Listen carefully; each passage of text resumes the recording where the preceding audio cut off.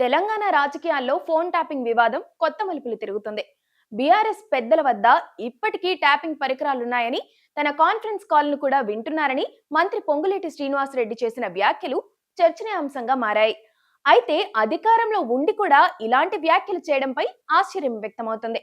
ప్రభుత్వం వద్ద నిఘా వర్గాలు, పోలీస్ యంత్రాంగం ఉన్నప్పుడు నిజంగానే ట్యాపింగ్ జరుగుతుంటే రహస్య ఆపరేషన్ ద్వారా ఆ పరికరాలను స్వాధీనం చేసుకోవాలి, కానీ ఇలా ప్రెస్ మీట్లు పెట్టి ఆరోపణలు చేయడం వల్ల ఉపయోగం ఏంటనే ప్రశ్నలు తలెత్తుతున్నాయి. మంత్రి పొంగులేటి తన కాన్ఫరెన్స్ కాల్ ను ట్యాపింగ్ చేశారని చేసిన ఆరోపణల్లో సాంకేతిక పరమైన సందేహాలు వ్యక్తమవుతున్నాయి. సాధారణంగా కాన్ఫరెన్స్ కాల్ అంటే ఒకరికంటే ఎక్కువ మంది పాల్గొనే సంభాషణ. అందులో ఉన్న వ్యక్తుల్లో ఎవరైనా ఆ కాల్ ను సులభంగా రికార్డ్ చేసే అవకాశం ఉంటుంది. ఒక వ్యక్తితో వ్యక్తిగతంగా మాట్లాడే 1-to-1 కాల్ రికార్డింగ్ బయటకొస్తే దాన్ని ట్యాపింగ్ గా అనుమానించవచ్చు.